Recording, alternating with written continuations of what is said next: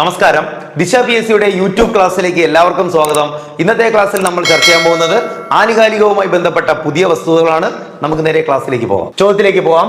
2024 Paris ഒളിമ്പിക്സിന് യോഗ്യത നേടിയ ആദ്യ ഇന്ത്യൻ സെയിലർ ആര് എന്നാണ് നമ്മുടെ ചോദ്യം. സെയിലർ എങ്കിൽ തുഴച്ചിൽ താരം കിട്ടുമല്ലോ. 2024 പാരീസ് കിട്ടും. അപ്പൊ ചോദ്യം അവിടെ തന്നെ കിട്ടും.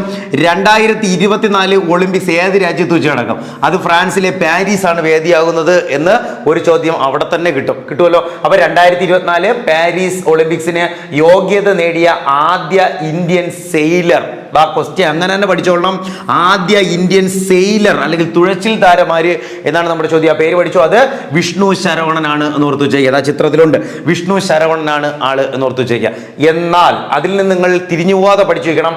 2024 പാരീസ് ഒളിമ്പിക്സിന് യോഗ്യത നേടിയ ആദ്യ ഇന്ത്യൻ താരമാര് എന്ന് ചോദിച്ചാൽ അത് ആള് മാറും. അത് ആളാരാണ്? അത് മുരളി ശ്രീശങ്കർ ആണ് എന്ന് ഓർത്തു വെച്ചേക്കുക. മുരളി ശ്രീശങ്കർ ഏത് കായിക ഇനത്തിൽ പ്രഗത്ഭനാണ് എന്ന് ചോദിച്ചാൽ ഓർത്തു വെച്ചേക്കുക. മുരളി ശ്രീശങ്കർ ലോങ് ജമ്പ് താരമാണ് എന്നൊന്ന് ഓർത്തു വെച്ചേക്കുക. Okay, Murali Sreeshankar long jump താരമാണ്. പറഞ്ഞ ചോദ്യങ്ങൾ മനസ്സിലാവുന്നുണ്ടോ? രണ്ടും കൂടെ തിരിഞ്ഞു പോരുത്. അപ്പൊ 2024 ഒളിമ്പിക്സിന്റെ വേദി എവിടെയാണ്? അത് പാരീസ് ആണ്, ഫ്രാൻസ് ആണെന്ന് കിട്ടും. അതിൽ നിന്ന് പഠിച്ചു 2024 ഒളിമ്പിക്സിന് യോഗ്യത നേടിയ ആദ്യ ഇന്ത്യൻ സെയിലർ അല്ലെങ്കിൽ തുഴച്ചിൽ താരം ആര് എന്ന് ചോദിച്ചാൽ അത് വിഷ്ണു ശരവണനാണെന്ന് പറഞ്ഞു. അതിൽ നിന്ന് തിരിഞ്ഞു പോകാതെ പഠിച്ചു വെക്കണം. 2024 പാരീസ് ഒളിമ്പിക്സിൽ യോഗ്യത നേടിയ ആദ്യ ഇന്ത്യൻ താരം ആരെന്ന് ചോദിച്ചാൽ അത് മുരളി ശ്രീശങ്കർ ആണ്. അത് ലോങ് ജമ്പ് താരമാണെന്ന് കൂടി അവിടെ നിന്ന് ഓർത്തു വെച്ചേക്കാൻ ശ്രമിക്കുക. കിട്ടുമല്ലോ. യെസ്. അടുത്ത ചോദ്യം. നിരോധിത മയക്കുമരുന്നുകളുടെ സംഭരണത്തിലും വിപണനത്തിലും ഏർപ്പെട്ടിരിക്കുന്നവരെ കണ്ടെത്തുന്നതിനായി കേരള പോലീസ് സംസ്ഥാന വ്യാപകമായി നടത്തുന്ന പരിശോധനയുടെ പേര് എന്നാണ് നമ്മുടെ ചോദ്യം. ഓക്കെ, ഇമ്പോർട്ടന്റ് ചോദ്യമാണ്, സമകാലീന പ്രസക്തിയുള്ള ചോദ്യം. നിരോധിത മയക്കുമരുന്നുകളുടെ സംഭരണത്തിലും വിപണനത്തിലും ഏർപ്പെട്ടിരിക്കുന്നവരെ കണ്ടെത്തുന്നതിനായി കേരള പോലീസ് സംസ്ഥാന വ്യാപകമായി നടത്തുന്ന പരിശോധനയുടെ പേര് പഠിച്ചു വെച്ചോ. അത് ഓപ്പറേഷൻ ഡി ഹണ്ട് ആണ് എന്ന് പഠിച്ചു വെച്ചേക്കാം. ഓക്കെ, ഏതാണ്? Operation D hunt. അടുത്ത ചോദ്യം. ഓസ്കാറിൽ പുതുതായി ഉൾപ്പെടുത്തിയ അവാർഡ് വിഭാഗം ഏത് എന്നാണ് നമ്മുടെ ചോദ്യം. അറിയാമല്ലോ, ഓസ്കാർ പുരസ്കാരങ്ങൾ ഓർത്ത് വെച്ചോളണേ.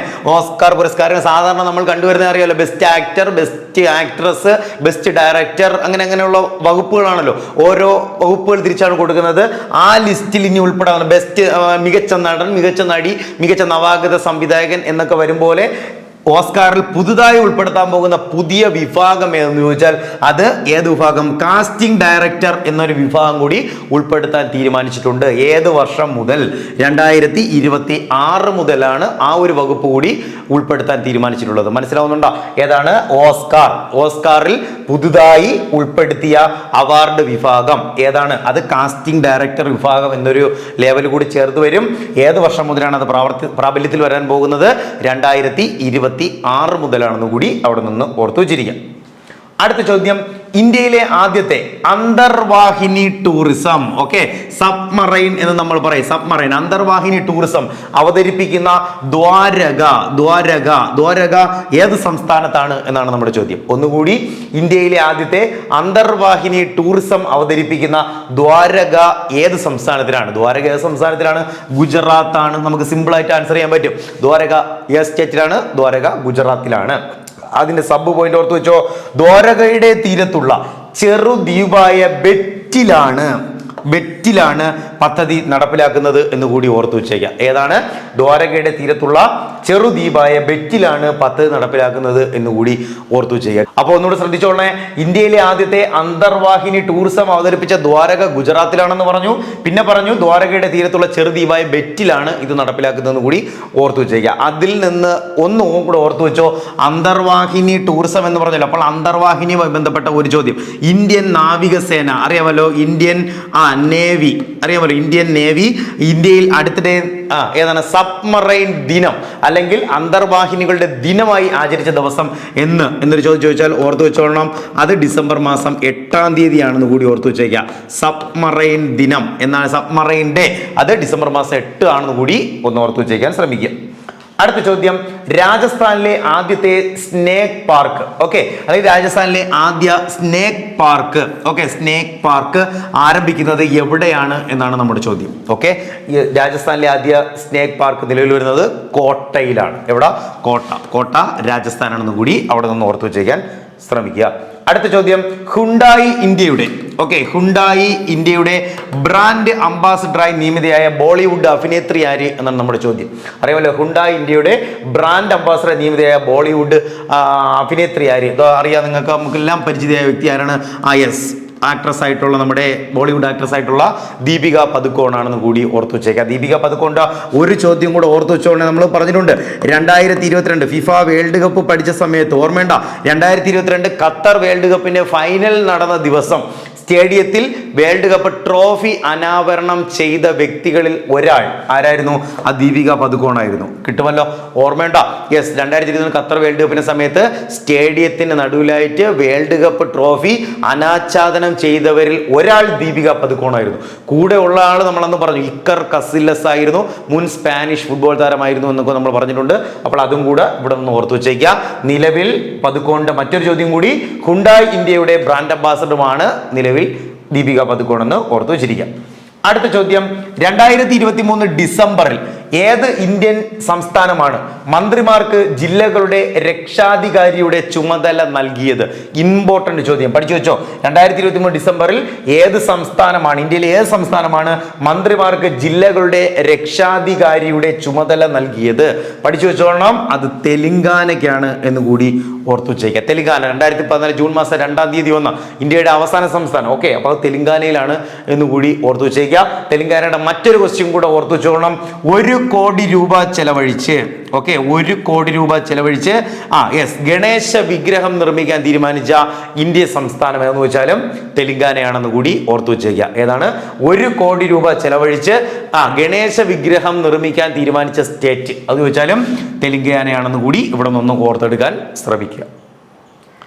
അടുത്ത ചോദ്യം, സംസ്ഥാനത്തെ തദ്ദേശ സ്വയംഭരണ സ്ഥാപനങ്ങളിലെ ആദ്യ മലിനജല ശുദ്ധീകരണ പ്ലാന്റ്, ഓക്കെ, ആദ്യ മലിനജല ശുദ്ധീകരണ പ്ലാന്റ് നിലവിൽ വന്ന മഞ്ചപ്പാലം, സ്ഥലം പഠിച്ചു വെച്ചോളണം.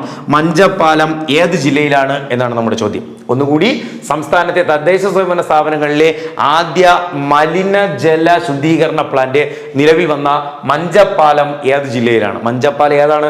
കണ്ണാണ് മഞ്ചുന്നത് എന്ന് പഠിച്ചു വെച്ചാൽ മതി. ഓക്കെ, കണ്ണ്. അപ്പൊ ഏത് ജില്ലയാണ്? അത് കണ്ണൂർ ജില്ലയാണ്. മഞ്ചപ്പാലം കണ്ണൂർ ജില്ലയാണെന്ന് കൂടി അവിടെ നിന്ന് ഓർത്തെടുക്കാൻ ശ്രമിക്കാം. അടുത്ത ചോദ്യം, ഇരുചക്ര വാഹനങ്ങൾ ദൂരസ്ഥലത്തേക്ക് എത്തിക്കാൻ KSRTC, Kerala state road transport corporation ആരംഭിക്കുന്ന പദ്ധതി ഏത് എന്നാണ് നമ്മുടെ ചോദ്യം. കിട്ടുമല്ലോ, ഏതാണ്? ഇരുചക്ര വാഹനങ്ങൾ ദൂരസ്ഥലത്തേക്ക് എത്തിക്കാൻ KSRTC ആരംഭിക്കുന്ന പദ്ധതി പഠിച്ചു വെച്ചോണം, അത് ബൈക്ക് എക്സ്പ്രസ് എന്ന പദ്ധതിയാണെന്ന് കൂടി ഓർത്തു വെച്ചേക്കുക. ഏതാണ്? Bike express. അടുത്ത ചോദ്യം, തൊഴിൽ നിയമങ്ങൾ ലംഘിച്ചതിന് ബംഗ്ലാദേശ് കോടതി തടവ് ശിക്ഷയ്ക്ക് വിധിച്ച നോബൽ സമ്മാന ജേതാവാര് എന്നാണ് നമ്മുടെ ചോദ്യം. ഒന്നുകൂടി, തൊഴിൽ നിയമങ്ങൾ ലംഘിച്ചതിന് ബംഗ്ലാദേശ് കോടതി തടവ് ശിക്ഷയ്ക്ക് വിധിച്ച നോബൽ സമ്മാന ജേതാവ് നമുക്ക് എല്ലാവർക്കും സുപരിചിതനായ വ്യക്തി ആരാണ്? യെസ്, മുഹമ്മദ് യൂനിസ് ആണ് എന്ന് കൂടി ഓർത്തു വെച്ചേക്കുക. ഓക്കെ, നമ്മുടെ ഗ്രാമീൺ ബാങ്കിന്റെ സ്ഥാപകനാര്? PSC പലവണ ചോദിച്ചിട്ടുള്ള ചോദ്യമാണ്. മുഹമ്മദ് യൂനിസ്. കിട്ടുമല്ലോ, പുള്ളിക്കാരനാണ്. ഏതാണ്? നോബൽ സമ്മാന ജേതാവ് കൂടിയായിരുന്നു. അപ്പൊ നമുക്ക് ആ പോയിന്റ് നോക്കാം. 2006 കേട്ടോ, 2006 സമാധാന പുരസ്കാര ജേതാവായിരുന്നു ഇദ്ദേഹം എന്ന് മനസ്സിലാക്കണം. കിട്ടുമല്ലോ, 2007 സമാധാന പുരസ്കാര ജേതാവായിരുന്നു. ബംഗ്ലാദേശിലെ സാമ്പത്തിക ശാസ്ത്രജ്ഞനുമാണ് ഇദ്ദേഹം. ഓക്കെ, അതാണ് ബംഗ്ലാദേശിലെ സാമ്പത്തിക ശാസ്ത്രജ്ഞനും ഗ്രാമീണ ബാങ്കിന്റെ സ്ഥാപകനുമാണ് ആര്? നമ്മുടെ മുഹമ്മദ് യൂനിസ് എന്ന് കൂടി അവിടെ നിന്ന് ഓർത്തു വെച്ചേക്കാൻ ശ്രമിക്കുക. പറഞ്ഞ ചോദ്യം കേട്ടോ, ഇമ്പോർട്ടന്റ് ചോദ്യമാണ്. മുഹമ്മദ് യൂനിസ് തൊഴിൽ നിയമങ്ങൾ ലംഘിച്ചതിന് ബംഗ്ലാദേശ് കോടതി തടവ് ശിക്ഷയ്ക്ക് വിധിക്കപ്പെട്ട നോബൽ പുരസ്കാര ജേതാവ് ആര്? മുഹമ്മദ് യൂനിസ് ആണ്. 2006 സമാധാന നോബൽ പുരസ്കാര ജേതാവായിരുന്നു അദ്ദേഹം. ബംഗ്ലാദേശിലെ സാമ്പത്തിക ശാസ്ത്രജ്ഞനുമായിരുന്നു. പിന്നെ PSC പലതവണ ചോദിച്ച ചോദ്യം ഒന്നും കൂടെ പരിചയപ്പെടുത്തുന്നു, ഗ്രാമീൺ ബാങ്കുകളുടെ പിതാവ് അല്ലെങ്കിൽ ഗ്രാമീൺ ബാങ്കുകളുടെ സ്ഥാപകൻ ആയിരുന്ന വ്യക്തി കൂടെയാണ് ആര്? മുഹമ്മദ് യൂനുസ് എന്നുകൂടി അവിടെ നിന്ന് ഓർത്തെടുക്കാൻ ശ്രമിക്കുക. അടുത്ത ചോദ്യം, പുതുവത്സര ദിനത്തിൽ തുടർച്ചയായി 155 ഭൂകമ്പങ്ങൾ കിട്ടുമോ? തുടർച്ചയായി 155 ഭൂകമ്പങ്ങൾ അനുഭവപ്പെട്ട ഏഷ്യൻ രാജ്യം ഏത് എന്നാണ് നമ്മുടെ ചോദ്യം. കിട്ടോ? ഏതാണ്? പുതുവത്സര ദിനത്തിൽ അല്ലെങ്കിൽ ന്യൂ ഇയറിൽ കിട്ടോ തുടർച്ചയായി 155 ഭൂകമ്പങ്ങൾ റിപ്പോർട്ട് ചെയ്ത അല്ലെങ്കിൽ നടന്ന ഏഷ്യൻ രാജ്യം ഏത് എന്നാണ് നമ്മുടെ ചോദ്യം. പഠിച്ചു വെച്ചോളണം.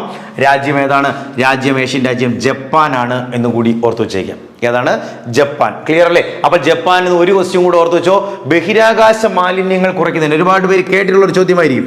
ബഹിരാകാശ മാലിന്യങ്ങൾ ബഹിരാകാശ മാലിന്യങ്ങൾ കുറയ്ക്കുന്നതിന് വേണ്ടി തടി കൊണ്ടുള്ള ഉപഗ്രഹങ്ങൾ നിർമ്മിക്കുന്ന രാജ്യം ചോദിച്ചില്ല. നിർമ്മിക്കുന്ന രാജ്യം ഏതാണ്? അതും ഏത് തന്നെയാണ്. തടി കൊണ്ടുള്ള ഉപഗ്രഹങ്ങൾ നിർമ്മിക്കുന്ന രാജ്യവും ജപ്പാനാണ് എന്ന് ഓർത്ത് വെച്ചേക്കുക. ഉപഗ്രഹ നിർമ്മാണത്തിന് ജപ്പാൻ ഉപയോഗിച്ച തടി ഏത് എന്ന് ചോദിച്ചാൽ അത് എന്ത് തടിയാണെന്ന് ചോദിച്ചാൽ അത് മഗ്നോലിയ വിഭാഗത്തിൽപ്പെട്ട വൃക്ഷത്തിന്റെ തടിയാണ് പേടകത്തിന്റെ നിർമ്മാണത്തിന് ഉപയോഗിച്ചത് എന്നുകൂടി ഓർത്തു വെച്ചേക്കുക. പേടകത്തിന് ഒരു കോഫി കപ്പിന്റെ സൈസ് മാത്രമാണുള്ളത് എന്നുകൂടി അവിടെ നിന്ന് ഓർത്തെടുക്കാൻ ശ്രമിക്കുക. ഏതാണ്? കോഫി കപ്പിന്റെ ഷേപ്പ് മാത്രമുള്ള ചെറിയ ഒരു പേടകമാണ് ജപ്പാൻ ഉണ്ടാക്കിയത്. എന്തുകൊണ്ടുണ്ടാക്കിയെന്ന് വെച്ചാൽ തടി കൊണ്ടാണ് നിർമ്മിച്ചത്. ഉപയോഗിച്ച തടി ഏതെന്ന് വെച്ചാൽ മഗ്നോലിയ വിഭാഗത്തിൽപ്പെട്ട വൃക്ഷത്തിന്റെ തടിയാണ് ഉപയോഗിച്ചത് എന്നുകൂടി അവിടെ നിന്ന് ഓർത്തു വെച്ചിരിക്കും. അടുത്ത ചോദ്യം നോക്കിയോ, ഇമ്പോർട്ടന്റ് ആണ്. ബ്രിക്സ് കേട്ടിട്ടുണ്ടോ? ബ്രിക്സ് കൂട്ടായ്മയിൽ പുതുതായി സ്ഥിര അംഗത്വം ലഭിച്ച രാജ്യങ്ങളുടെ എണ്ണം ഏത് എന്നാണ് ചോദ്യം. ബ്രിക്സ് എന്ന് പറയുന്ന സംഘടന കേട്ടിട്ടുണ്ടോ? ബ്രിക്സിന്റെ കൂട്ടായ്മയിൽ പുതുതായി സ്ഥിരാംഗത്വം പുതുതായി കുറെ മെമ്പർമാർ കൂടി വന്നിട്ടുണ്ട്. അത് ആരൊക്കെയാണെന്ന് വേണം പഠിക്കാൻ. പുതുതായി അംഗത്വം ലഭിച്ച രാജ്യങ്ങളുടെ എണ്ണം എത്രയാണെന്ന് ചോദിച്ചാൽ 5 രാജ്യങ്ങളാണ് പുതുതായിട്ട് വന്നിട്ടുള്ളതെന്ന് ഓർത്ത് വെച്ചേക്കാം. കിട്ടുമല്ലോ? തൊട്ട് താഴെ നോക്കിയോ രാജ്യങ്ങൾ. ഏതൊക്കെ രാജ്യങ്ങളെന്നാണ്? 1 UAE വന്നിട്ടുണ്ട്, 2 Saudi Arabia, 3 Iran, 4 Egypt, 5 Ethiopia. അങ്ങനെ 5 രാജ്യങ്ങൾ കൂടി ബ്രിക്സ് സംഘടനയിൽ പുതുതായിട്ട് അംഗത്വം എടുത്തിട്ടുണ്ട്. ഇതോടെ ബ്രിക്സിലെ അംഗരാജ്യങ്ങൾ എത്രയായി മാറി? 5 ആയിരുന്നു, 5 കൂടി വന്നു. നിലവിലെ അംഗസംഖ്യ 10 ആയിട്ട് മാറിയിട്ടുണ്ട്. കിട്ടോ? യെസ്. അടുത്തൊന്ന് നോക്കിയാണ് 2006 ബ്രിക്സ് രൂപീകരണ സമയത്ത് അതിൽ തന്നെ കിട്ടിയ ബ്രിക്സ് അന്താരാഷ്ട്ര സംഘടന രൂപീകൃതമായ വർഷം 2006 ആണ്. അതാണ് ഇവിടെ പറഞ്ഞത്. 2006 ബ്രിക്സ് രൂപീകരണ സമയത്ത് അംഗരാജ്യങ്ങൾ അല്ലെങ്കിൽ അംഗങ്ങൾ ഏതൊക്കെയായിരുന്നു? 4 രാജ്യങ്ങൾ. Brazil, Russia, India, China. അങ്ങനെ 4 രാജ്യങ്ങൾ ഉണ്ടായിരുന്നു ബ്രിക്സിന്റെ. നോക്കിയാണ് ആ ലെറ്ററിൽ തന്നെ ഉണ്ട്. 1 B Brazil, 6 Russia, I India, C എന്ന് പറയുന്ന ചൈന എന്നീ രാജ്യങ്ങളാണ് 2006 രൂപീകരണ സമയത്ത് ഉണ്ടായിരുന്നത്. എന്നാൽ ലാസ്റ്റ് പോയിന്റ് നോക്കിയോ, എന്നാൽ 2019 സൗത്ത് ആഫ്രിക്ക കൂടി അംഗത്വം നേടി. അതുകൂടെ അപ്പോൾ എസും കംപ്ലീറ്റ് ആയി. അന്ന് ഇത് പൂർണ്ണമായിട്ടും ബ്രിക്സ് ആയിട്ട് മാറി എന്ന് കൂടി മനസ്സിലാക്കി വെച്ചേക്കുക. അതോടുകൂടി അത് 5 അംഗരാജ്യങ്ങളായിരുന്നു. ഏറ്റവും ലേറ്റസ്റ്റ് വന്നിട്ട് 5 രാജ്യങ്ങൾ കൂടെ അധികം വന്നിട്ടുണ്ട്. അതാണ് UAE, Saudi Arabia, Iran, Egypt, Ethiopia. നിലവിൽ ബ്രിക്സിലെ അംഗരാജ്യങ്ങൾ 10 ആയി മാറിക്കഴിഞ്ഞു എന്ന് കൂടി അവിടെ നിന്ന് ഓർത്തു വെച്ചിരിക്കും. അടുത്ത ചോദ്യം ശ്രദ്ധിച്ചോ. പ്രഥമ PT തോമസ് പുരസ്കാര ജേതാവാര് എന്നാണ് നമ്മുടെ ചോദ്യം. ഏതാണ്? പ്രഥമ PT തോമസ് പുരസ്കാര ജേതാവാര് എന്നാണ് നമ്മുടെ ചോദ്യം. പഠിച്ചു വെച്ചോളാം. നമുക്ക് സുപരിചിതനായ വ്യക്തിയാണ് ഗാഡ്ഗിൽ. അറിയാമല്ലോ ഏത് ഗാഡ്ഗിലാണ്? മാധവ് ഗാഡ്ഗിലാണ് എന്ന് ഓർത്തു വെച്ചേക്കുക. പ്രഥമ ആദ്യത്തെ പുരസ്കാരമാണ് കേട്ടോ. പ്രഥമ PT തോമസ് പുരസ്കാര ജേതാവാര് എന്നാണ് നമ്മുടെ ചോദ്യം. ആരാണ് അത്? മാധവ് ഗാഡ്ഗിലാണ്. അത് ഇന്ന് ഓർത്തു വെച്ചോ. മാധവ് ഗാഡ്ഗിലിന്റെ ആത്മകഥ അല്ലെങ്കിൽ ഓട്ടോബയോഗ്രഫി ഏത് എന്നാണ് നമ്മുടെ ചോദ്യം.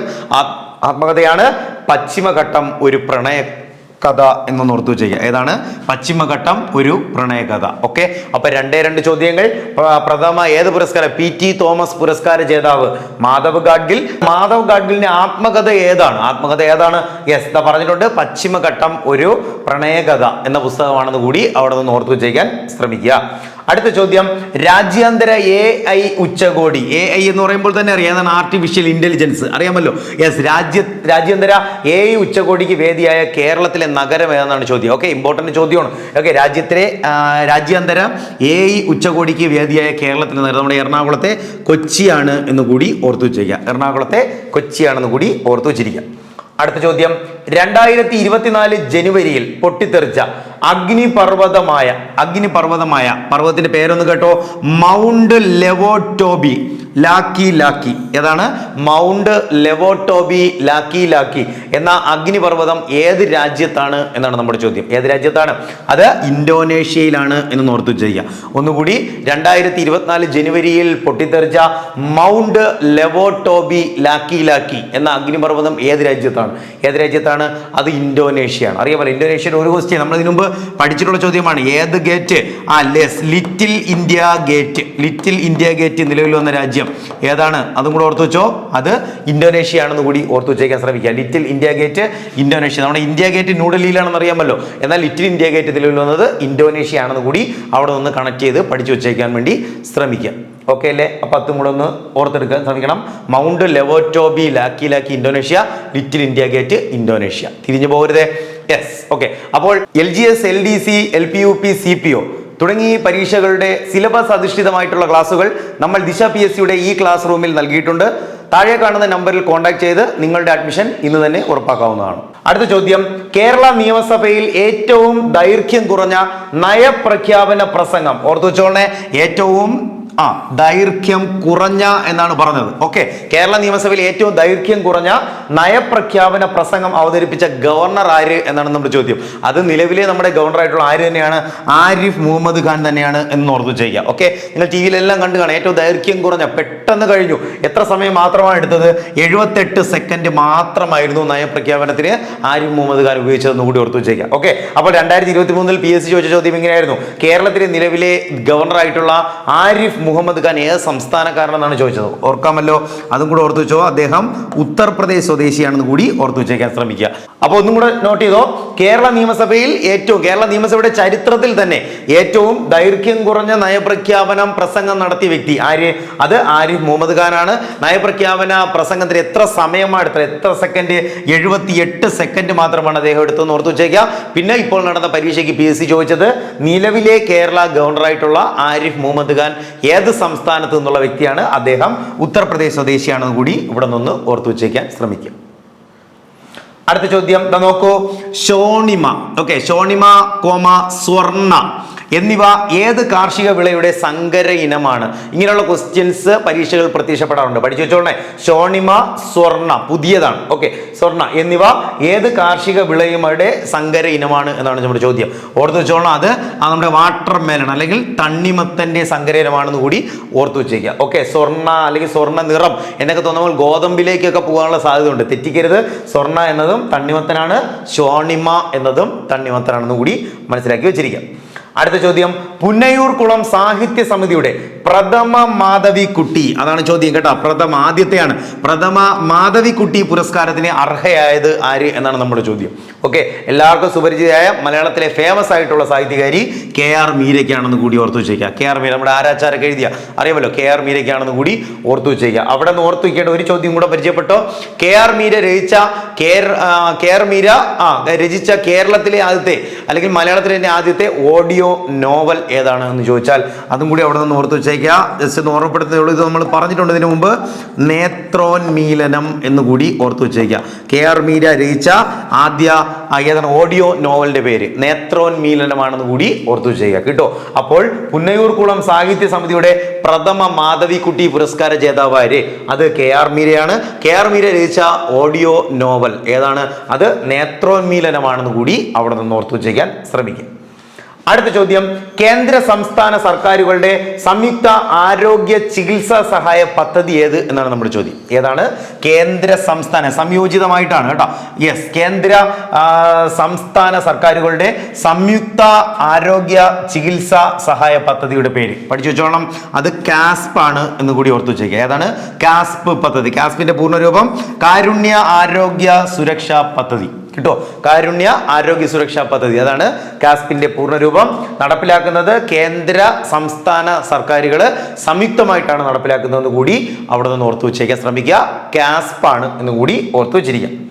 അടുത്ത ചോദ്യം, ഇന്ത്യയിലെ ഏറ്റവും വലിയ സ്വകാര്യ റെയിൽ കോച്ച് ഫാക്ടറി ഓക്കെ, ഇന്ത്യയിലെ ഏറ്റവും വലിയ സ്വകാര്യ റെയിൽ കോച്ച് ഫാക്ടറി നിലവിൽ വന്നത് എവിടെയാണ് എന്നാണ് നമ്മുടെ ചോദ്യം. ഓക്കെ, പ്രൈവറ്റ് മേഖലയിൽ നിന്നുള്ള ആദ്യ റെയിൽവേ കോച്ച് അല്ലെങ്കിൽ റെയിൽവേ കമ്പാർട്ട്മെന്റുകൾ ഉണ്ടാക്കുന്ന ഫാക്ടറി നിലവിൽ വന്ന സ്ഥലം എവിടെയാണെന്ന ചോദ്യം. പഠിച്ചു വെച്ച സ്ഥലം കൊണ്ടക്കലാണ് എന്ന് ഓർത്തു ചെയ്യാം. കൊണ്ടക്കൽ ഏത് സ്റ്റേറ്റിലാണ്? കൊണ്ടക്കൽ തെലങ്കാനയിലാണെന്ന് കൂടി ഓർത്തു വെച്ചേക്കാൻ ശ്രമിക്കുക. കിട്ടുമോ? ഇന്ത്യയിലെ ഏറ്റവും വലിയ സ്വകാര്യ rail coach factory Kondakal, Telangana. അടുത്ത ചോദ്യം, APJ അബ്ദുൽ കലാമിനോടുള്ള, അറിയാമല്ലോ ഇന്ത്യയുടെ മുൻ രാഷ്ട്രപതിയായിരുന്നു, നമുക്കറിയാം, മരണപ്പെട്ടു പോയ വ്യക്തി 2015 മരണപ്പെട്ടു പോയി കേട്ടോ. ഓക്കെ, ഏറ്റവും പുതിയ അപ്ഡേറ്റ് ആണ്. APJ അബ്ദുൽ കലാമിനോടുള്ള സ്മരണാർത്ഥം എന്നാണ് പറഞ്ഞിരിക്കുന്നത് കേട്ടോ. സ്മരണാർത്ഥം 2023 ഓഗസ്റ്റിൽ പുറത്തിറങ്ങിയ പുസ്തകം ഏത് എന്നാണ് നമ്മുടെ ചോദ്യം. പുറത്തിറങ്ങിയ പുസ്തകം ഏത്? ഏത് പുസ്തകമാണ്? Memories never dye. മെമ്മറീസ് എന്താണ്? ഓർമ്മകൾ മരിക്കാറില്ല, നെവർ ഡൈ. കിട്ടുമല്ലോ, മെമ്മറീസ് നെവർ ഡൈ. ആരുടെ ജീവിതം പ്രമേയമാക്കി അല്ലെങ്കിൽ ആരോടുള്ള ആദരസൂചകമായിട്ടാണ് പുറത്തിറക്കിയ പുസ്തകമാണ്. APJ അബ്ദുൽ കലാം ആണെന്ന് കൂടി ഓർത്തു വെച്ചേക്കുക. ഇപ്പോൾ 2023 നടന്ന പരീക്ഷയിൽ PSC വെച്ച് എങ്ങനെയാണ്? APJ അബ്ദുൽ കലാം ഇന്ത്യയുടെ എത്രാമത് രാഷ്ട്രപതി ആയിരുന്നു എന്നാണ് ഇപ്പോൾ PSC പരീക്ഷയ്ക്ക് ചോദിച്ചത്. എത്രാമത് രാഷ്ട്രപതിയായിരുന്നു APJ? APJ 11ാമത് രാഷ്ട്രപതിയായിരുന്നു എന്ന് ഓർത്തു വെച്ചേക്കുക. തമിഴ്നാട് സ്വദേശിയായിരുന്നു അദ്ദേഹം. എന്നാൽ അദ്ദേഹം മരണപ്പെട്ടത് എവിടെ വെച്ച് എന്ന് ചോദിച്ചാൽ അത് മേഘാലയയിൽ വെച്ചായിരുന്നു എന്ന് കൂടി ഓർത്തു വെച്ചിരിക്കുക. ഓക്കെ, മേഘാലയയിലെ ഷില്ലോങ്ങിൽ വെച്ചാണ് അദ്ദേഹം മരണപ്പെട്ടതെന്ന് കൂടി ഓർത്തു വെച്ചേക്കാൻ ശ്രമിക്കുക. കേരളത്തിനകത്ത് APJ അബ്ദുൽ കലാം മ്യൂസിയം വന്ന സ്ഥലം എവിടെയാണെന്ന് ചോദിച്ചാൽ അതും കൂടെ ഇവിടെ നിന്ന് ഓർത്തു വെച്ചോളണം. അത് പുനലാൽ ആണ് എന്ന് ഓർത്തു വെച്ചേക്കുക. പുനലാൽ തിരുവനന്തപുരം ജില്ലയിലാണെന്ന് കൂടി മനസ്സിലാക്കി വെച്ചിരിക്കണം. കിട്ടോ APJയുമായി ബന്ധപ്പെട്ട ചോദ്യങ്ങൾ. ഏറ്റവും പുതിയ ചോദ്യം, APJ അബ്ദുൽ കലാമിനോടുള്ള സ്മരണാർത്ഥം 2023 പുറത്തിറക്കിയ പുസ്തകം മെമ്മറീസ് നെവർ ഡൈ. സിമ്പിളായിട്ട് കിട്ടുവേ. അതിൽ നമ്മൾ പഠിച്ചു ഏതാണ് ഇന്ത്യയുടെ എത്രാമത് രാഷ്ട്രപതിയായിരുന്നു അദ്ദേഹം. ആ നമ്പർ പഠിക്കണം. 11ാമത് രാഷ്ട്രപതി. തമിഴ്നാട് സ്വദേശി, തമിഴ്നാട് രാമേശ്വര സ്വദേശിയായിരുന്നു.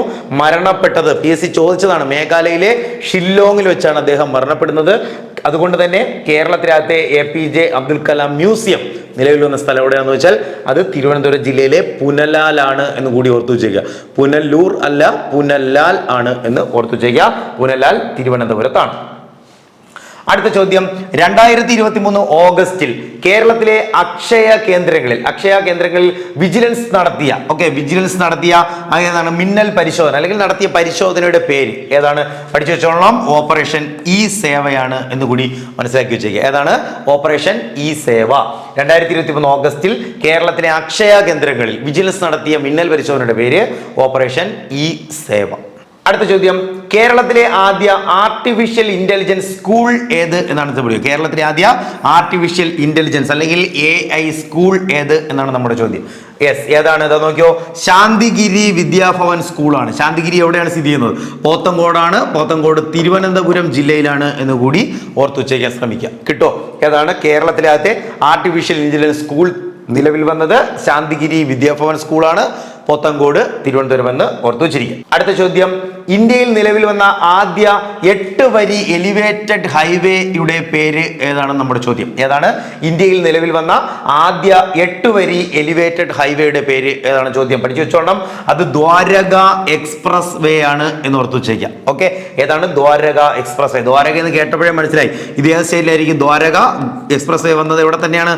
ഗുജറാത്തിലാണ് എന്ന് കൂടി ഓർത്തു വെച്ചേക്കാം. കിട്ടോ? ഇന്ത്യയിൽ നിലവിൽ വന്ന ആദ്യ 8 വരി elevated highway Dwarka expressway ആണ്. നിലവിൽ വന്ന സ്റ്റേറ്റ് ഗുജറാത്ത് ആണെന്ന് മനസ്സിലാക്കി വെക്കണം. അടുത്ത ചോദ്യം, 2023 ചട്ടമ്പിസ്വാമി, ഇമ്പോർട്ടന്റ് ചോദ്യമാണ്. 2023 ചട്ടമ്പിസ്വാമി ജയന്തി പുരസ്കാര ജേതാവ് എന്നാണ് നമ്മുടെ ചോദ്യം. ചട്ടമ്പിസ്വാമി ജയന്തി പുരസ്കാര ജേതാവ്. യെസ്, ഓർത്തു വെച്ചോളണം. അത് നമ്മുടെ നിലവിലെ ISRO ചെയർമാനായിട്ടുള്ള ഡോക്ടർ S സോമനാഥ് ആണ് എന്ന് ഓർത്തു വെച്ചേക്കാം. 2023 ചട്ടമ്പിസ്വാമി ജയന്തി പുരസ്കാര ജേതാവ് ഡോക്ടർ S സോമനാഥ് ആണ്. ISRO ചെയർമാൻ നമുക്ക് എല്ലാവർക്കും അറിയാം. നിലവിലെ ISRO ചെയർമാൻ ആര് എന്ന് PSC ചോദിച്ചാലും S Somanath. S Somanath ISRO chairman ആകുന്ന എത്രാമത്തെ വ്യക്തിയാണ് എന്ന് ചോദിച്ചാൽ 10ാമത് വ്യക്തിയാണ്. എത്രാമത് മലയാളി എന്ന് ചോദിച്ചാൽ 5ാമത് മലയാളിയാണ് എന്ന് കൂടി അവിടെ തിരിഞ്ഞു പോകാതെ ഓർത്തു ചെയ്യുക. വ്യക്തിയായിട്ട് ചോദിച്ചാൽ 10, എത്രാമത് മലയാളി എന്ന് വെച്ചാൽ നേരെ അതിന്റെ ഹാഫ് പകുതിയിലോട്ട് വരണം. 5ാമത് മലയാളി. ഓക്കെ, മലയാളിയാണ്. ആലപ്പുഴ സ്വദേശിയാണെന്ന് കൂടി അവിടെ നിന്ന് ഓർത്തു ചെയ്യാൻ ശ്രമിക്കുക. അടുത്ത ചോദ്യം എഴുതിക്കോ. ഇന്ത്യൻ ഇന്ത്യ തദ്ദേശീയമായി വികസിപ്പിച്ച ആദ്യ ദീർഘദൂര റിവോൾവർ ഏതാണ് എന്നാണ് നമ്മുടെ ചോദ്യം. ഓക്കെ, ലോങ് റേഞ്ച് റിവോൾവർ ഇന്ത്യയിൽ വികസിപ്പിച്ച ആദ്യത്തെ ദീർഘദൂര റിവോൾവർ അല്ലെങ്കിൽ തോക്ക് ഏത് എന്നാണ് നമ്മുടെ ചോദ്യം. ആ ചിത്രത്തിൽ കാണിച്ചിട്ടുണ്ട്. തോക്കിന്റെ പേര് ഏതാണ്? പ്രബൽ എന്ന തോക്കാണെന്ന് കൂടി ഓർത്തു വെച്ചേക്കുക. തോക്കിന്റെ പേര് പ്രബൽ. ഇന്ത്യ തദ്ദേശീയമായി പൂർണ്ണമായിട്ടും ഇന്ത്യയിൽ ഉണ്ടാക്കിയ ആദ്യ ദീർഘദൂര റിവോൾവർ ഏതാണ്? റിവോൾവറിന്റെ പേര് പ്രബൽ ആണെന്ന് കൂടി മനസ്സിലാക്കി വെക്കണം. അപ്പൊ നമുക്ക് അടുത്ത ചോദ്യത്തിലേക്ക് പോകാം. രാജ്യത്തെ ആദ്യ 3D പ്രിന്റഡ് പോസ്റ്റ് ഓഫീസ് നിലവിൽ വരുന്നത് എവിടെയാണ് എന്നാണ് നമ്മുടെ ചോദ്യം. രാജ്യത്തെ ആദ്യ 3D പ്രിന്റഡ് പോസ്റ്റ് ഓഫീസ് നിലവിൽ വരുന്നത് എവിടെയാണ്? പഠിച്ചു വെച്ചോളാം. അത് ബാംഗ്ലൂരാണ്. കർണാടകയിലെ ബാംഗ്ലൂരാണ് നിലവിൽ വരുന്നത് എന്ന് ഓർത്ത് വെച്ചേക്കുക. കർണാടകയിലെ ബാംഗ്ലൂരാണ് എന്ന് ഓർപ്പിച്ചു വെച്ചേക്കണം. കിട്ടുമല്ലോ. അപ്പോൾ പോസ്റ്റ് ഓഫീസുമായി ബന്ധപ്പെട്ട് ഒരു ചോദ്യം കൂടെ അവിടെ പഠിച്ചു വെച്ചോ. ഇന്ത്യയിലെ ആദ്യത്തെ ഒഴുകുന്ന പോസ്റ്റ് ഓഫീസ്, ഇന്ത്യയിലത്തെ ഒഴുകുന്ന പോസ്റ്റ് ഓഫീസ് നിലവിൽ വന്ന് കഴിഞ്ഞു. അത് എവിടെയാണ് എന്ന് ചോദിച്ചാൽ ഇന്ത്യയിലത്തെ ഫ്ലോട്ടിംഗ് പോസ്റ്റ് ഓഫീസ് നിലവിൽ വന്ന സ്ഥലം പഠിച്ചു വെച്ചോ. അത് എവിടെയാണ്? അത് ശ്രീനഗർ ആണ്. ജമ്മു കാശ്മീരിലെ ശ്രീനഗർ ആണ് എന്ന് കൂടി അവിടെ നിന്ന് ഓർത്ത് വെച്ചേക്കാൻ ശ്രമിക്കുക. കിട്ടോ? പറഞ്ഞ രണ്ട് ചോദ്യങ്ങൾ. യെസ്, ഇന്ത്യയിലെ തന്നെ അല്ലെങ്കിൽ രാജ്യത്തെ ആദ്യ 3D പ്രിന്റഡ് പോസ്റ്റ് ഓഫീസ് വന്ന സ്ഥലം കർണാടകയിലെ ബാംഗ്ലൂരാണ്. രണ്ടാമത്തെ ചോദ്യം, ഇന്ത്യയിലെ ആദ്യ ഒഴുകുന്ന പോസ്റ്റ് ഓഫീസ് വന്ന സ്ഥലം ശ്രീനഗർ ആണ്. ശ്രീനഗർ ജമ്മു കാശ്മീർ ആണെന്ന് കൂടി ആ ഒരു ഒറ്റ ഇതിൽ ഒന്ന് കണക്ട് ചെയ്ത് പഠിച്ചു വെച്ചിരിക്കുക. അടുത്ത ചോദ്യം, അന്താരാഷ്ട്ര ബോക്സിംഗ് അസോസിയേഷന്റെ മികച്ച ബോക്സർക്കുള്ള പുരസ്കാരം ലഭിച്ച ആദ്യ ഇന്ത്യൻ താരമാര് എന്നാണ് നമ്മുടെ ചോദ്യം. ക്വസ്റ്റ്യൻ ഒന്നുകൂടി.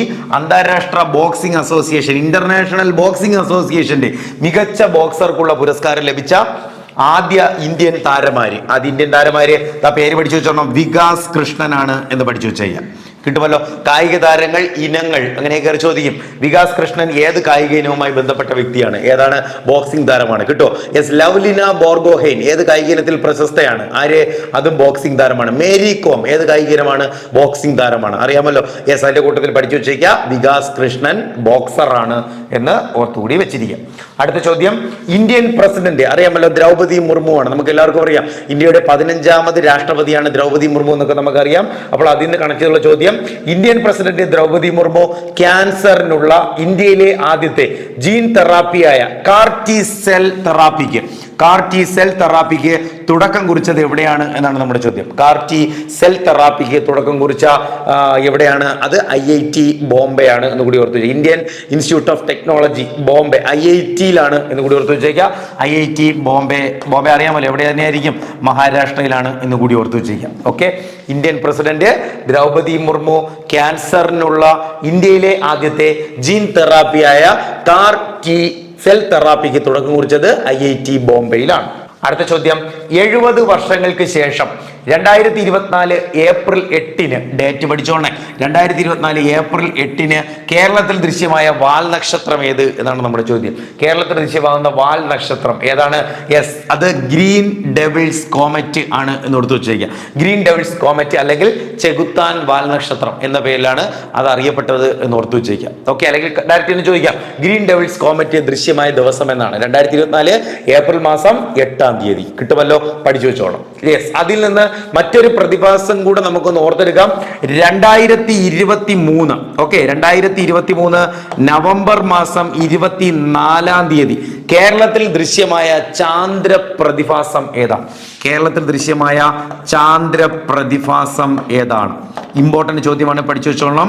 യെസ്, ചാന്ദ്ര പ്രതിഭാസത്തിന്റെ പേരാണ് മൂൺ ഹാലോ പ്രതിഭാസം. ഏതാണ്? മൂൺ ഹാലോ പ്രതിഭാസം. കേരളത്തിൽ അടുത്തിടെ ദൃശ്യമായ ചാന്ദ്ര പ്രതിഭാസം മൂൺ ഹാലോയാണ്. എന്തായിരുന്നു സംഭവം? ഏതാണ്? ഒരു ദിവസം രാത്രി നമ്മൾ നോക്കിയപ്പോൾ നമ്മൾ കണ്ടതാണ് ചന്ദ്രന് ചുറ്റും അസ്വാഭാവികമായ രീതിയിൽ ഏതാണ്? 2 വലയങ്ങൾ ദൃശ്യമായിരുന്നു. ആ പ്രതിഭാസമായിരുന്നു മൂൺ ഹാലോ പ്രതിഭാസം എന്ന് അവിടെ ഓർത്തു വെച്ചേക്കാം. ദൃശ്യമായ ദിവസം വെരി വെരി ഇമ്പോർട്ടന്റ്. 2023 നവംബർ മാസം 24-ാം തീയതിയാണെന്ന് കൂടി മനസ്സിലാക്കി വെക്കണം. അടുത്ത ചോദ്യം, ലോകത്തെ ഏറ്റവും ശക്തമായ MRI സ്കാനർ ഏതാണ് എന്നാണ് ചോദ്യം.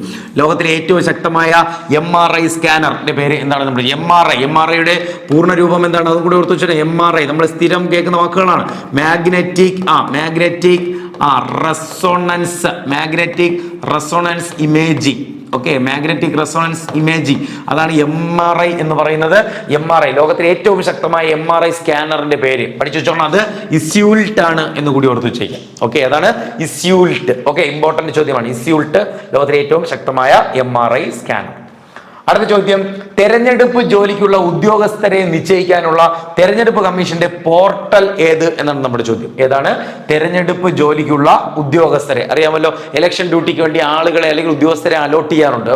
ഓക്കെ, അതിനുവേണ്ടിയുള്ള തെരഞ്ഞെടുപ്പ് കമ്മീഷൻ ആരംഭിച്ച പോർട്ടലിന്റെ പേര് പഠിച്ചു വെച്ചോളാം.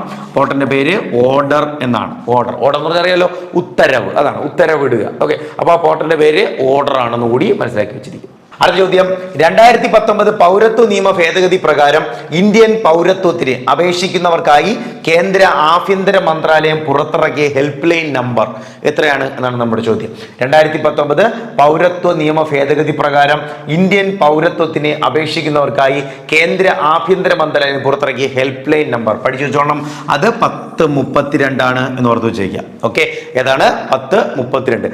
അതിൽ നിന്ന് പഠിച്ചു വെച്ചോണം KSEB, അറിയാമല്ലോ, കേരള സ്റ്റേറ്റ് ഇലക്ട്രിസിറ്റി ബോർഡ്, അറിയാമല്ലോ, കേരള വൈദ്യുത വകുപ്പ്. ഓക്കെ, കേരള വൈദ്യുത board, Kerala state electricity board ഉപഭോക്തൃ സേവനത്തിന് വേണ്ടി ആരംഭിച്ച ടോൾ ഫ്രീ നമ്പർ എത്രയാണ് എന്ന് ചോദിച്ചാൽ അതും കൂടെ ഒന്ന് പഠിച്ചു വെച്ചേക്കുക. അത് 1912 ആണ് എന്ന് കൂടി അവിടെ നിന്ന് പഠിച്ചു വെച്ചേക്കാൻ ശ്രമിക്കും. ഓക്കെ, അപ്പോൾ 1032, 19, 12.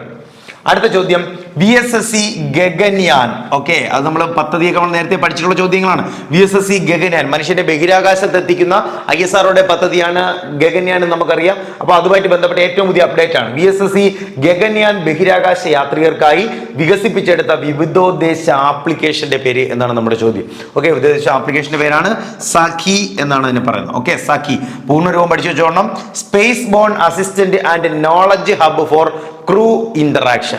ഒന്നുകൂടി, സഖിയുടെ പൂർണ്ണരൂപം space borne assistant and knowledge hub for crew interaction, അതാണ് സഖിയുടെ പൂർണ്ണരൂപം എന്ന് ഓർത്തു വെച്ചേക്കുക. മനുഷ്യനെ ബഹിരാകാശത്ത് 2025 കൂടി മനുഷ്യനെ ബഹിരാകാശത്ത് എത്തിക്കാൻ ISRO തീരുമാനിച്ചിട്ടുണ്ട്. ആ ദൗത്യത്തിന്റെ പേരാണ് ഗഗൻയാൻ എന്ന് നമുക്കറിയാം. ഗഗൻയാൻ പദ്ധതിയുടെ ഭാഗമായിട്ട് ബഹിരാകാശത്തേക്ക് പോകുന്നവർ 3 പേരാണ് എന്ന് കൂടി ഓർത്തു വെച്ചേക്കുക. എന്നാൽ പരിശീലനം നേടുന്നവരോട് ചോദിച്ചാലാണ് 4 പേർ എന്ന് കൂടി അവിടെ നിന്ന് തിരിഞ്ഞു പോകാതെ നിങ്ങളൊന്ന് ഓർത്തു വെച്ചേക്കാൻ ശ്രമിക്കണം. അടുത്ത ചോദ്യം, 2024 പാരീസ് ഒളിമ്പിക്സിലെ ഉദ്ഘാടന ചടങ്ങിൽ ഇന്ത്യൻ പതാക ഏന്തുന്നത് മനസ്സിലാവുന്നുണ്ടോ? യെസ്, ഒളിമ്പിക്സിലെ ചടങ്ങാണ് മാർച്ച് പാസ്റ്റ് എന്ന് നമ്മൾ പറയാറുണ്ട്. ഓരോ രാജ്യത്തിനെയും നയിക്കുന്ന വ്യക്തി ആ രാജ്യത്തിന്റെ പതാകയും ഏന്തിയായിരിക്കും വരുന്നത്. അതുപോലെ 2024 നമ്മൾ നേരത്തെയും ചർച്ചയാണ്, 2024 ഒളിമ്പിക്സ് പാരീസിൽ വെച്ച് നടക്കും. അപ്പൊ 2024 പാരീസ് ഒളിമ്പിക്സിലെ ഉദ്ഘാടന ചടങ്ങിൽ ഇന്ത്യൻ പതാക ഏന്താൻ തീരുമാനമെടുത്തിരിക്കുക അല്ലെങ്കിൽ നിയോഗിക്കപ്പെട്ടിരിക്കുന്ന വ്യക്തി ആരെന്ന് വെച്ചാൽ അത് അജന്ത ശരത് കമാലാണ് എന്ന് ഓർത്തു വെച്ചേക്കുക. ആരാണ്? അജന്ത ശരത് കമാൽ. അജന്ത ശരത് കമാൽ കായിക താരമാണ്. ഏത് കായിക ഇനത്തിൽ പ്രഗത്ഭനാണ് അജന്ത ശരത് കമാൽ? ഓർത്തു വെച്ചോണം, അജന്ത ശരത് കമാൽ ടേബിൾ ടെന്നീസ് താരമാണ് എന്ന് കൂടി ഓർത്തു വെച്ചേക്കുക. അജന്ത ശരത് കമാൽ ടെന്നീസ് താരമാണ്, ടേബിൾ ടെന്നീസ് താരമാണ്. തിരിച്ചു പോലെ. യെസ്, അടുത്ത ചോദ്യം, ഏഷ്യയിലെ ഏറ്റവും വലിയ ടുലിപ്പ്, അറിയാമല്ലോ, പുഷ്പമാണ്, പൂവാണ് ടുലിപ്പ് എന്ന് പറയുന്നത്. ടുലിപ്പ് ഗാർഡനായ ഏഷ്യയിലെ ഏറ്റവും വലിയ ടുലിപ്പ് ഗാർഡനായ ഇന്ദിരാഗാന്ധി മെമ്മോറിയൽ ടുലിപ്പ് ഗാർഡൻ സ്ഥിതി ചെയ്യുന്നത് അല്ലെങ്കിൽ നിലവിൽ വന്നത് എവിടെയാണ് എന്നാണ് നമ്മുടെ ചോദ്യം. ഓക്കെ, ഏഷ്യയിലെ ഏറ്റവും വലിയ ടുലിപ്പ് ഗാർഡനായ ഇന്ദിരാഗാന്ധി മെമ്മോറിയൽ ടുലിപ്പ് ഗാർഡൻ നിലവിൽ സ്ഥിതി ചെയ്യുന്നത് അല്ലെങ്കിൽ നിലവിൽ വന്നത് എവിടെയാണ് എന്ന് വെച്ചാൽ ഓർത്തു വെച്ചേക്കുക, അത് ജമ്മു കാശ്മീരിലെ ശ്രീനഗറിലാണ് എന്ന് കൂടി ഓർത്തു വെച്ചേക്കുക. ജമ്മു കാശ്മീരിലെ ശ്രീനഗറിലാണ് എന്ന് കൂടി ഓർത്തു വെച്ചേക്കുക. ഗാർഡന്റെ പേര് ആരുടെ പേരിൽ നാമകരണം ചെയ്തിട്ടുള്ളതാണ്? ഇന്ദിരാഗാന്ധിയാണ്. Indira Gandhi memorial tulip garden, Jammu കാശ്മീരിലെ ശ്രീനഗർ. അടുത്ത ചോദ്യം, 2024 റിപ്പോർട്ടുകൾ പ്രകാരം ലോകത്തിലെ ഏറ്റവും മലിനീകരിക്കപ്പെട്ട മെട്രോപൊളിറ്റൻ നഗരം ഏത് എന്നാണ് നമ്മുടെ ചോദ്യം. ഓക്കെ, ലോകത്തിലെ ഏറ്റവും മലിനീകരിക്കപ്പെട്ട മെട്രോപൊളിറ്റൻ നഗരം ഏത് എന്നാണ് നമ്മുടെ ചോദ്യം. ഓക്കെ, കുറച്ച് കട്ടിയുള്ള പേരാണ്, നമുക്കൊന്ന് ഒരുമിച്ച് പഠിക്കാം. നഗരത്തിന്റെ പേരാണ് ബെഗുസരായി നഗരം. ഏതാണ്? ബെഗുസരായി നഗരം. ബെഗുസരായി നഗരം ഏത് സ്റ്റേറ്റിലാണ്? അത് ബായിൽ തന്നെ തുടങ്ങുന്ന സ്റ്റേറ്റ്, അങ്ങനെ തന്നെ പഠിച്ചു വെച്ചിരുന്നാൽ മതി. ബെഗുസരായി മെട്രോപൊളിറ്റൻ നഗരം എവിടെയാണ്? അത് ബീഹാറിലാണ് എന്ന് കൂടി ഓർത്തു വെച്ചേക്കാം. കിട്ടുമല്ലോ? യെസ്, അതിൽ നിന്ന് കണക്ട് ചെയ്തിട്ടുള്ള 2 പോയിന്റ് പരിചയപ്പെടുത്തുന്നു. ലോകത്തിലെ ഏറ്റവും മലിനീകരിക്കപ്പെട്ട രാജ്യ തലസ്ഥാനം ഏതെന്ന് ചോദിച്ചാൽ നമ്മുടെ ഇന്ത്യൻ തലസ്ഥാനമായിട്ടുള്ള ന്യൂഡൽഹിയാണ് എന്ന് കൂടി ഓർത്തു വെച്ചേക്കുക. ഇന്ത്യയിലെ ഏറ്റവും മലിനീകരിക്കപ്പെട്ട രാജ്യ തലസ്ഥാനം ഏതാണ്? അത് ന്യൂഡൽഹിയാണ്. അറിയാമല്ലോ, വാഹന പുകയാണ് മെയിൻ പ്രശ്നം. ഓക്കെ, അതുകൊണ്ട് തന്നെയാണ് ആ ഒരു പ്രശ്നം ന്യൂഡൽഹി നേരിടുന്നത്. ലോകത്തെ ഏറ്റവും മലിനീകരിക്കപ്പെട്ട രാജ്യ തലസ്ഥാനം ചോദിച്ചാൽ ന്യൂഡൽഹിയാണ്. യെസ്, ലോകത്ത് ഏറ്റവും അധികം അന്തരീക്ഷ മലിനീകരണമുള്ള 50 നഗരങ്ങൾ എടുത്താൽ അതിൽ 42 എണ്ണവും ഇന്ത്യയിലാണ് എന്നാണ് ഇപ്പോൾ പുറത്തു വരുന്ന റിപ്പോർട്ടുകൾ. അതാണ് ലാസ്റ്റ് പോയിന്റ്. ഒന്ന് ഓർത്ത് വെച്ചോണേ, ലോകത്തെ ഏറ്റവും അധികം അന്തരീക്ഷ മലിനീകരണമുള്ള 50 നഗരങ്ങളിൽ 42 എണ്ണവും ഇന്ത്യയിലാണെന്ന് കൂടി അവിടെ നിന്ന് ഓർത്തെടുക്കാൻ ശ്രമിക്കാം. കിട്ടുമോ? പറഞ്ഞ 3 പോയിന്റുകൾ കിട്ടുമോ? ലോകത്തിലെ ഏറ്റവും മലിനീകരിക്കപ്പെട്ട മെട്രോപൊളിറ്റൻ നഗരം ബെഗുസരായി ബീഹാറാണ്. ലോകത്തിലെ ഏറ്റവും മലിനീകരിക്കപ്പെട്ടുകൊണ്ടിരിക്കുന്ന രാജ്യ തലസ്ഥാനം ചോദിച്ചു കഴിഞ്ഞാൽ ഏതാണ്? നമ്മുടെ ന്യൂഡൽഹിയാണെന്ന് പറഞ്ഞു. രാജ്യത്ത് ഏറ്റവും അന്തരീക്ഷ മലിനീകരണം ലോകത്ത് ഏറ്റവും കൂടുതൽ റിപ്പോർട്ട് ചെയ്യുന്ന 50 നഗരങ്ങളിൽ 42 എണ്ണവും സ്ഥിതി ചെയ്യുന്നത് ഇന്ത്യയിലാണ് എന്നുള്ള ദൗർഭാഗ്യകരമായ ഒരു റിപ്പോർട്ടും ഇപ്പോൾ പുറത്തു വന്നിട്ടുണ്ട്. അടുത്ത ചോദ്യം, ലോക പാവകളി ദിനമായി ആചരിക്കുന്ന ദിവസം. ഓക്കെ, ഏതാണ്? ലോക പാവകളി ദിനം അല്ലെങ്കിൽ വേൾഡ് പപ്പട്രി ഡേ ആയി ആചരിക്കുന്ന ദിവസം എന്നാണ് നമ്മുടെ ചോദ്യം. ഓക്കെ, ഏറ്റവും പുതിയ ദിനം ആനുകാലികത്തിൽ പ്രത്യക്ഷപ്പെട്ടാണ്. പഠിച്ചു വെക്കണം. ഏതാണ്? മാർച്ച് മാസം 21-ാം തീയതി. കിട്ടുമോ? ലോക വനദിനം എന്ന് തന്നെയാണ് മാർച്ച് 21. നമുക്കറിയാമല്ലോ. അതിന്റെ കൂട്ടത്തിൽ ഇതും കൂടെ പഠിച്ചു വെക്കണം. ലോക പാവകളി ദിനം അല്ലെങ്കിൽ വേൾഡ് പപ്പട്രി ഡേ ആയി ആചരിക്കുന്ന ദിവസം മാർച്ച് 21. മാർച്ച് 21 മറ്റു പ്രത്യേകതകളോട് പരിചയപ്പെടുത്താം. ലോക കവിതാ ദിനം, അതും മാർച്ച് 21. അന്താരാഷ്ട്ര കളേഴ്സ് ദിനം. ഓക്കെ, അന്താരാഷ്ട്ര കളേഴ്സ് ദിനം അതും എന്ന് തന്നെയാണ് മാർച്ച് മാസം 21 തന്നെയാണെന്ന് കൂടി അവിടെ നിന്ന് ഓർത്തു വെച്ചേക്കാൻ ശ്രമിക്കുക. അടുത്ത ചോദ്യം, ലോക സന്തോഷ ദിനം ഇന്റർനാഷണൽ ഡേ ഓഫ് ഹാപ്പിനെസ് ആയി ആചരിക്കുന്ന ദിവസം. ഓക്കെ, അതും പുതിയതാണ്. പഠിച്ചു വെച്ചോളണം. മാർച്ച് മാസം 20-ാം തീയതിയാണ്. ഓക്കെ, ലോക അങ്ങാടിക്കുരുവി ദിനം. നിങ്ങൾ എവിടെയെങ്കിലും കേട്ടിട്ടുണ്ടോ? പ്രീവിയസ് ചോദ്യമാണ്. ഓക്കെ, പഴയ LDCയുടെ പ്രീവിയസ് ചോദ്യമാണ്. ലോക അങ്ങാടിക്കുരുവി ദിനമായി ആചരിക്കുന്ന ദിവസം. ഓക്കെ, ലോക അങ്ങാടിക്കുരുവി ദിനം അതും മാർച്ച് മാസം 20-ാം തീയതിയാണെന്ന് കൂടി അവിടെ നിന്ന് ഓർത്തു വെച്ചേക്കാൻ ശ്രമിക്കുക. ഓക്കെ, ലോക സന്തോഷ ദിനം, ലോക അങ്ങാടിക്കുരുവി ദിനം മാർച്ച് 20 കൂടി അവിടെ നിന്ന് ഓർത്തു വെച്ചിരിക്കും. അടുത്ത ചോദ്യം ശ്രദ്ധിച്ചോ. 2024 മാർച്ചിൽ രാജിവെച്ച തെലങ്കാന ഗവർണർ ആര് എന്നാണ് നമ്മുടെ ചോദ്യം. ഓക്കെ, തെലങ്കാന ഗവർണർ ആരാണ് നമ്മുടെ ചോദ്യം. എന്താ ചിത്രത്തിൽ ആളിനെ കാണിച്ചിട്ടുണ്ട്. ആളുടെ പേര് തമിഴിസൈ സൗന്ദരരാജനാണ് എന്ന് ഓർത്ത് വെച്ചേക്കാം. ഓക്കെ, ഏതാണ്? തമിഴിസൈ സൗന്ദരരാജൻ. കേൾക്കുമ്പോൾ പുരുഷന്റെ പേര് പോലെയൊക്കെ തോന്നും, പക്ഷെ ആള് വനിതയാണ്. അതാ ചിത്രത്തിലുണ്ട്. ഓക്കെ, തമിഴിസൈ സൗന്ദരരാജൻ 2024 മാർച്ചിൽ രാജിവെച്ച തെലങ്കാനയുടെ ഗവർണറാണ് തമിഴിസൈ സൗന്ദരരാജൻ. ഓക്കെ, ഈ പേര് നേരത്തെയും നമ്മൾ കേട്ടിട്ടുണ്ട്. ഈ വ്യക്തി ആരാണെന്ന് ചോദിച്ചാലോ, തമിഴിസൈ സൗന്ദരരാജൻ ഏതാണ്? നമ്മുടെ പുതുച്ചേരി അറിയാമല്ലോ. പുതുച്ചേരി നമ്മുടെ യൂണിയൻ ടെറിട്ടറി ആണ്. അറിയാലോ, പുതുച്ചേരി എന്ന് പറഞ്ഞ കേന്ദ്രഭരണ പ്രദേശത്തിന്റെ ലെഫ്റ്റനന്റ് ഗവർണർ കൂടെ ആയിരുന്നു ആര്? തമിഴിസൈ സൗന്ദരരാജൻ എന്ന് ഓർത്തു വെച്ചേക്കുക. കിട്ടുമല്ലോ. യെസ്, അവിടെ നിന്ന് ഓർക്കേണ്ട മറ്റൊരു പോയിന്റ്, തെലങ്കാനയുടെ ഗവർണർ ആണെന്ന് പറഞ്ഞാൽ തെലങ്കാനയുടെ എത്രാമത് ഗവർണർ ആയിരുന്നു തമിഴിസൈ സൗന്ദരരാജൻ എന്ന് വെച്ചാൽ തെലങ്കാനയുടെ 2ാമത് ഗവർണർ ആയിരുന്നു തമിഴിസൈ സൗന്ദരരാജൻ എന്ന് കൂടി അവിടെ നിന്ന് ഓർത്ത് വെച്ചേക്കാൻ ശ്രമിക്കുക. കിട്ടുമോ? അപ്പോൾ 3 ക്വസ്റ്റ്യൻസ് ആണ് ഇവിടെ നിന്ന് കിട്ടുന്നത്. 2024 മാർച്ചിൽ രാജിവെച്ച തെലങ്കാനയുടെ ഗവർണർ ആര്? അത് തമിഴിസൈ സൗന്ദരരാജനാണ്. അടുത്തിടെ രാജിവെച്ച തെലങ്കാനയുടെ ഗവർണർ ആയിരുന്ന തമിഴിസൈ സൗന്ദരരാജൻ എത്രാമത് ഗവർണർ ആയിരുന്നു? തെലങ്കാനയുടെ എത്രാമത് ഗവർണർ ആയിരുന്നു വെച്ചാൽ 2ാമത് ഗവർണർ ആയിരുന്നു കൂടി ഓർത്തു വെച്ചേക്കാം. ഏതാണ്? പുതുച്ചേരിയുടെ മുൻ ലെഫ്റ്റനന്റ് ഗവർണർ കൂടെ ആയിരുന്ന വ്യക്തി ആര് എന്ന് ചോദിച്ചാൽ അതും തമിഴിസൈ സൗന്ദരരാജൻ തന്നെയായിരുന്നു കൂടി ഓർത്തു വെച്ചിരിക്കുക. അടുത്ത ചോദ്യം, ഇന്ത്യയിലെ ആദ്യത്തെ ആയുർവേദ കഫേ ആരംഭിച്ചത് എവിടെയാണ് അല്ലെങ്കിൽ നിലവിൽ വന്നത് എവിടെയാണ്? ഇന്ത്യയിലെ ആദ്യത്തെ ആയുർവേദ കഫേ നിലവിൽ വന്നത് എവിടെയാണ് എന്ന് ഓർത്തു വെക്കുക. അത് നമ്മുടെ രാജ്യ തലസ്ഥാനത്താണ്.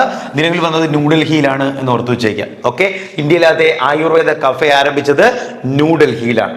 അടുത്ത ചോദ്യം, വിഴിഞ്ഞം ഇന്റർനാഷണൽ സീപോർട്ട് ലിമിറ്റഡിന്റെ CEO അല്ലെങ്കിൽ ചീഫ് എക്സിക്യൂട്ടീവ് ഓഫീസറായി നിയമിതനായത് ആര് എന്നാണ് ചോദ്യം. ഏതാണ്? വിഴിഞ്ഞം ഇന്റർനാഷണൽ സീപോർട്ട് ലിമിറ്റഡിന്റെ CEO ആയി നിയമിതനായ വ്യക്തി ആര് എന്നാണ് നമ്മുടെ ചോദ്യം. ആ പേരൊന്ന് പഠിച്ചു വെക്കണം. പുതിയ അപ്പോയിന്റ്മെന്റ് ആണ്. ശ്രീകുമാർ K. നായരാണ് എന്ന് ഓർത്തു വെച്ചിരിക്കാം. ഏതാണ്? ശ്രീകുമാർ K. നായർ. ഓക്കെ, ഇപ്പോൾ വിഴിഞ്ഞം പോർട്ടുമായിട്ട് ബന്ധപ്പെട്ട് പോയിന്റുകൾ മാക്സിമം കളക്ട് ചെയ്ത് പഠിച്ചോളണം. വിഴിഞ്ഞം തുറമുഖം ഉദ്ഘാടനം ചെയ്ത വ്യക്തി പിണറായി വിജയനാണ്. വിഴിഞ്ഞത്തെത്തിയ കപ്പലുകൾ എല്ലാം നമ്മൾ പഠിച്ചിട്ടുണ്ട്. ഓർഡർ പഠിച്ചു വെച്ചേക്കുക. ഓക്കെ, അപ്പോൾ വിഴിഞ്ഞവുമായി ബന്ധപ്പെട്ട മാക്സിമം ചോദ്യങ്ങൾ കളക്ട് ചെയ്ത് പഠിക്കാം. അടുത്ത ചോദ്യം, ഇന്ത്യയിലെ ആദ്യ ആർട്ടിഫിഷ്യൽ ഇന്റലിജൻസ് അധിഷ്ഠിത സോഫ്റ്റ്വെയർ എഞ്ചിനീയർ ചോദ്യചിഹ്നം. കിട്ടുന്നുണ്ടോ? ഇന്ത്യയിലെ ആദ്യത്തെ ആർട്ടിഫിഷ്യൽ ഇന്റലിജൻസ് അധിഷ്ഠിത സോഫ്റ്റ്വെയർ എഞ്ചിനീയറുടെ പേര് ഇതാ ചിത്രത്തിൽ തന്നെ ആളിനെ കാണിച്ചിട്ടുണ്ട്. യെസ്, എഞ്ചിനീയറുടെ പേരാണ് ദേവിക. ഏതാണ്? Devika. Okay, introducing Devika AI software engineer. ഇതാ ചിത്രം സഹിതം കാണിച്ചിട്ടുണ്ട്. യെസ്, ഇന്ത്യയിലെ ആദ്യ ആർട്ടിഫിഷ്യൽ ഇന്റലിജൻസ് അധിഷ്ഠിത സോഫ്റ്റ്വെയർ എഞ്ചിനീയർ ദേവിക. കിട്ടുമല്ലോ. അടുത്ത ചോദ്യം, തിരുവിതാംകൂർ ദേവസ്വം ബോർഡിന്റെ പരിധിയിലുള്ള തരിശു ഭൂമിയിൽ റബ്ബറും തേക്കും റബ്ബർ മരങ്ങളും തേക്ക് മരങ്ങളും നട്ടുപിടിപ്പിക്കുന്ന അല്ലെങ്കിൽ നടുന്ന പദ്ധതിയുടെ പേര് എന്നാണ് നമ്മുടെ ചോദ്യം. ഈ ക്വസ്റ്റ്യൻ തന്നെ വേറെ രൂപത്തിൽ നമ്മൾ കണ്ടിട്ടുണ്ട്. തിരുവിതാംകൂർ ദേവസ്വം ബോർഡിന്റെ പരിധിയിലുള്ള ആ ക്ഷേത്രങ്ങളിലെ തരിശു ഭൂമി കാർഷിക സമ്പുഷ്ടമാക്കുന്ന പദ്ധതി എന്ന് ചോദിച്ചാലും ഏതാണ്, തരിശു ഭൂമിയിൽ റബ്ബറും തേക്കും നടുന്ന പദ്ധതി എന്ന് ചോദിച്ചാലും പദ്ധതിക്ക് ഒരേ ഒരു പേര് പഠിച്ചു വെച്ചോളണം. പദ്ധതിയുടെ പേര് ദേവഹരിതം. കിട്ടുന്നുണ്ടോ? ഹരിതം എന്ന് കേൾക്കുമ്പോഴേ മനസ്സിലാവും, ഹരിതം പച്ചപ്പാണ്. അപ്പോൾ എന്ത് നടുമ്പോഴാണ് പച്ചപ്പാവുന്നത്? യെസ്, റബ്ബറുകളും തേക്ക് മരങ്ങളും നടുമ്പോഴാണ് മൊത്തത്തിൽ ഒരു പച്ചപ്പ് വരുന്നതെന്ന് പഠിച്ചു വെച്ചേക്കുക. പദ്ധതിയുടെ പേര് ദേവഹരിതമാണെന്ന് കൂടി അവിടെ നിന്ന് ഓർത്തു വെച്ചേക്കാൻ ശ്രമിക്കുക. അടുത്ത ചോദ്യം, ഡൽഹിയിലെ ഇന്ത്യൻ നാവികസേനയുടെ ന്യൂഡൽഹിയിലെ ഇന്ത്യൻ നേവിയുടെ പുതിയ ആസ്ഥാന മന്ദിരത്തിൽ നൽകിയ പേര് എന്താണ് നമ്മുടെ ചോദ്യം. ന്യൂഡൽഹിയിലെ ഇന്ത്യൻ നാവികസേനയുടെ പുതിയ ആസ്ഥാന മന്ദിരത്തിന്റെ പേര് എഴുതി വെച്ച് പഠിച്ചോളണം. നൗസേന ഭവൻ എന്നാണ് അതിന്റെ പേര്. ഏതാണ്? നൗസേന ഭവൻ. യെസ്, കിട്ടുമല്ലോ.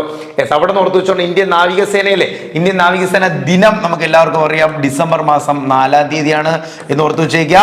നിലവിലെ ഇന്ത്യൻ നാവികസേനയുടെ മേധാവി, ഒരു കാരണവശാലും മറന്നു പോരുത്, നാവികസേനയുടെ നിലവിലെ മേധാവി ആർ ഹരികുമാർ ആണ് എന്നുകൂടി അവിടെ നിന്ന് ഒന്ന് ഓർത്തു വെച്ചേക്കുക. ആർ ഹരികുമാർ ആണ്. ആർ ഹരികുമാർ മലയാളിയാണ്. അതാണ് ഏറ്റവും വലിയ പ്രത്യേകത. നിലവിലെ നിലവിലെ നാവികസേനയുടെ മേധാവി ഒരു മലയാളിയാണ്, ആർ ഹരികുമാർ ആണ്. അതുകൊണ്ട് തന്നെ ജില്ല കൂടെ ക്ലിയർ ആക്കി വെച്ചോളണം. അദ്ദേഹം തിരുവനന്തപുരം സ്വദേശിയാണെന്ന് കൂടി ഓർത്തു വെച്ചേക്കാൻ ശ്രമിക്കുക. അപ്പോൾ ഒന്നുകൂടി ലാസ്റ്റ്, ഡൽഹിയിലെ ഇന്ത്യൻ നാവികസേനയുടെ പുതിയ ആസ്ഥാന മന്ദിരം നിലവിൽ വരുന്നു. അതിന്റെ പേര് നൗസേന ഭവൻ എന്നാണ്. യെസ്, ഇന്ത്യൻ നാവികസേന ദിനം അത് ഡിസംബർ മാസം 4-ാം തീയതിയാണ്. അതിന് നമ്മൾ പഠിച്ചു ഇന്ത്യൻ നാവികസേനയുടെ നിലവിലെ മേധാവി ആര് എന്ന് ചോദിച്ചാൽ അത് ആർ ഹരികുമാർ ആണ്. ആർ ഹരികുമാർ ഒരു മലയാളിയാണ്. അദ്ദേഹം തിരുവനന്തപുരം സ്വദേശിയാണെന്ന് കൂടി ഇവിടെ നിന്ന് ഓർത്തു വെച്ചേക്കാൻ ശ്രമിക്കുക. ഇന്നത്തെ ക്ലാസ് എല്ലാവർക്കും മനസ്സിലായി കാണുമെന്ന് വിശ്വസിക്കുന്നു. കേരള PSCയുമായി ബന്ധപ്പെട്ട കൂടുതൽ വിവരങ്ങൾക്ക് ദിശ PSCയുടെ ഇൻസ്റ്റഗ്രാം, ഫേസ്ബുക്ക്, ടെലഗ്രാം പേജുകൾ ഫോളോ ചെയ്യുക. മറ്റൊരു ക്ലാസ്സിൽ കാണുമ്പോഴേക്കും നന്ദി, നമസ്കാരം.